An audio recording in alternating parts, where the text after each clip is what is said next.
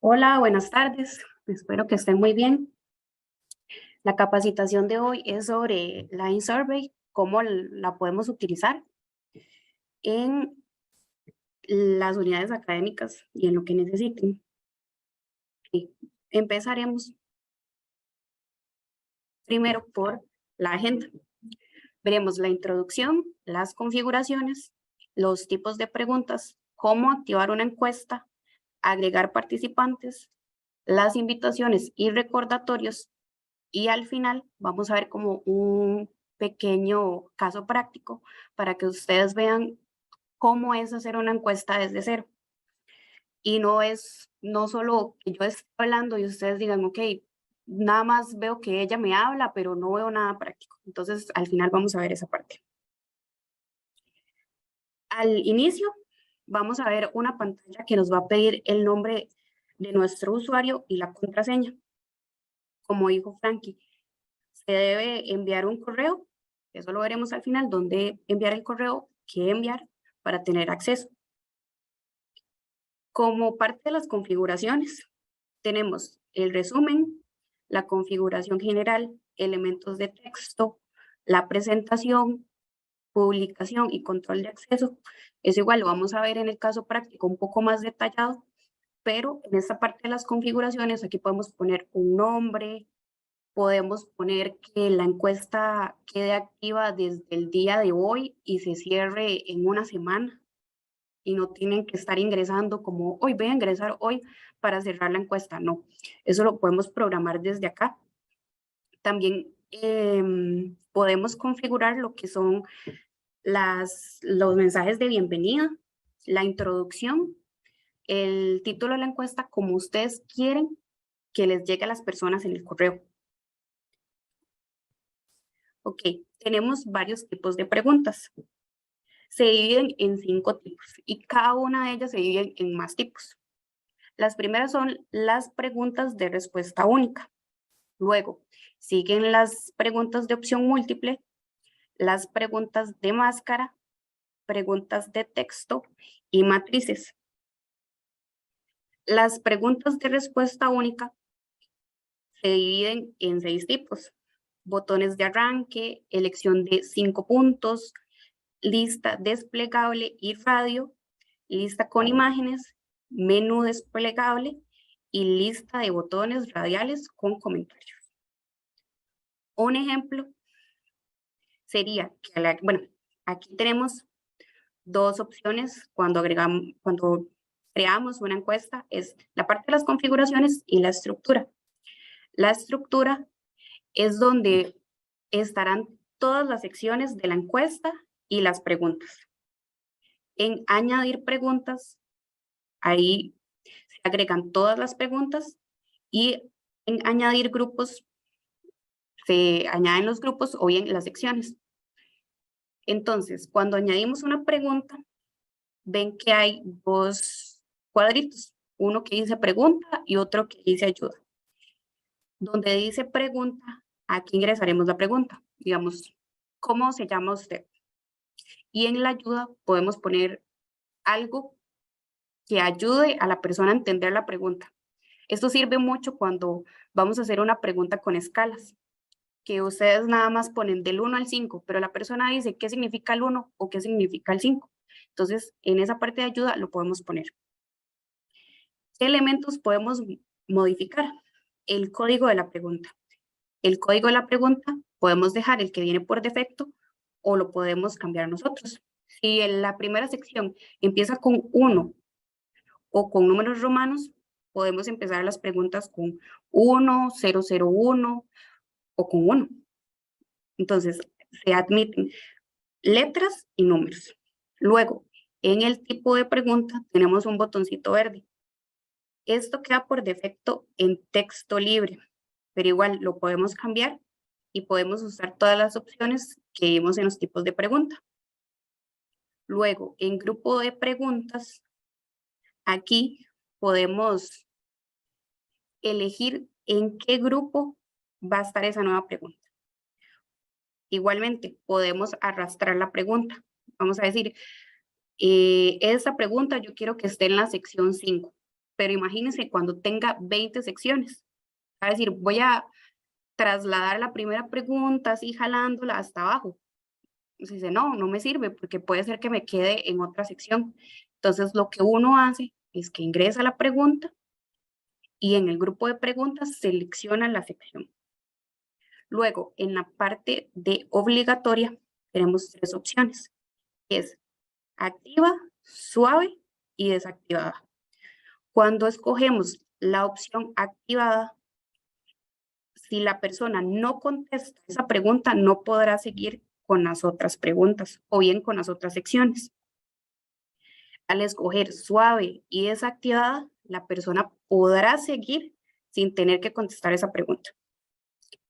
Ahora, en la parte de la condición, si la pregunta no tiene ninguna condición, se queda así con el 1. Si ya necesita una condición como que si contestó sí en la pregunta anterior, entonces aquí vamos a colocar la condición, que es igual, lo vamos a ver en el caso práctico. Igual, como anteriormente lo dije, los botones y campos que podemos modificar son los de añadir pregunta, añadir grupo, código de la pregunta, tipo de pregunta, grupo de preguntas, obligatoria y la condición. Preguntas de opción múltiple. Aquí tenemos los tipos de botones de arranque, opción múltiple con comentarios y la selección de imagen con opción múltiple. Luego, tenemos 6 tipos de matrices.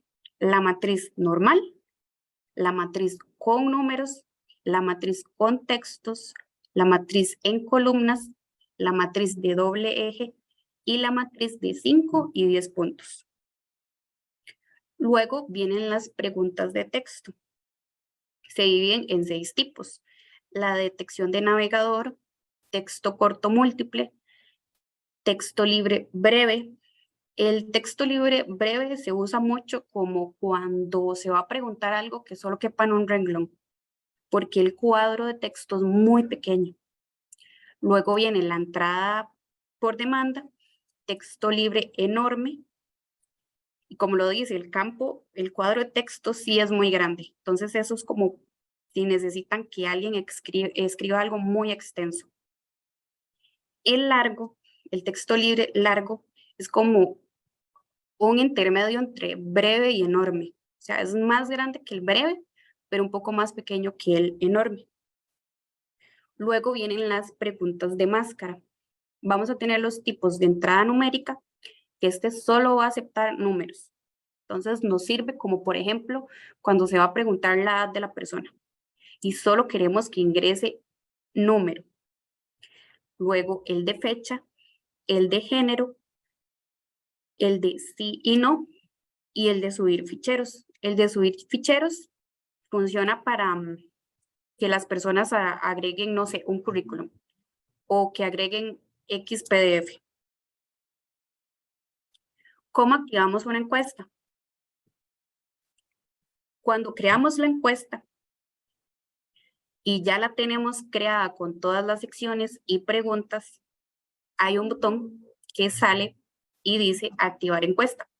Le vamos a dar clic en activar encuesta y luego nos aparecerá esta pantalla. Le daremos en guardar y activar la encuesta. Luego nos saldrá esta pantalla. Aquí vamos a tener que escoger estas 2 opciones, cualquiera de las 2. Una es cambiar a encuesta de acceso restringido y otra es continuar en modo de acceso abierto. La encuesta con acceso restringido funciona para lo que es enviar correos. Entonces, si ustedes escogen continuar en modo de acceso libre, no van a tener la opción ni de subir participantes, ni de enviar recordatorios, ni mucho menos invitaciones. ¿Por qué? Porque esto lo que va a hacer es crear un link general. Entonces, con el link que va a ingresar Pablo, va a ingresar Ana. Entonces va a ser el mismo para todos. En cambio, cuando escogemos la encuesta de acceso restringido, aquí sí vamos a poder subir participantes, enviar encuestas, recordatorios y además tendremos como un acceso más elaborado en la parte de seguimiento. Ahí sabremos quiénes han contestado a la encuesta, quiénes no, cuántos recordatorios se le han enviado a esa persona y así podemos tener un respaldo. La parte de participantes, como bien dije, se usa solo si utilizamos la opción de encuesta de acceso restringido. Nos aparece de esta forma. Podemos añadir participantes o un archivo CSV. Añadir participante es solo cuando uno quiere agregar un participante o dos. ¿Por qué? Porque lo vamos a ir creando uno por uno. Ahora, si uno tiene una base de datos de 100 personas, no vamos a ir uno por uno creándolo, porque es mucho trabajo y es un desperdicio de tiempo. Para esa opción, para subir participantes de manera masiva, se usa un archivo .csv. Ok, aquí tenemos el ejemplo de añadir participante. ¿Qué son las opciones que podemos llenar? El nombre, los apellidos y el correo.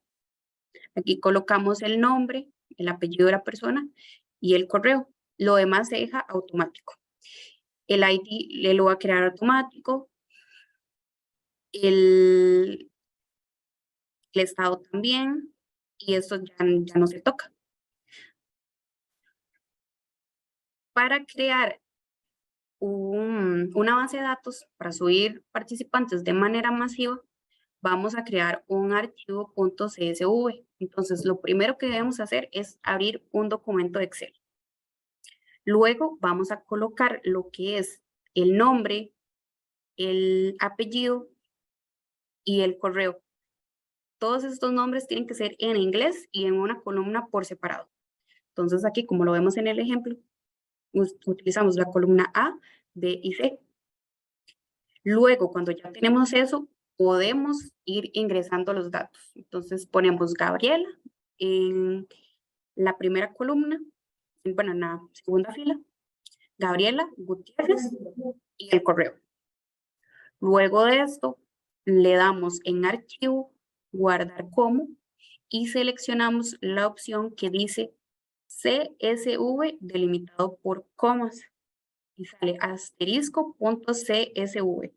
Eso es importante porque hay como 3 tipos de formatos de CSV, pero tiene que ser este que diga delimitado por comas. Cuando ya tenemos este archivo, ya podemos ir a la parte de añadir, bueno, de crear, luego donde dice archivos CSV, y ven que aquí nos dicen, escoja el archivo CSV para subir. Seleccionamos el archivo y buscamos en la carpeta donde guardamos ese archivo. En el juego de caracteres de archivos lo podemos dejar automático. Eso sí, Lime es como muy, ¿cómo se puede decir?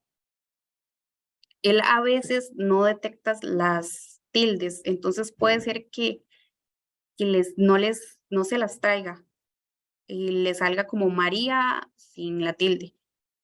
Entonces, por aquellos, él es muy sensible a eso. Dejamos todas estas opciones como están.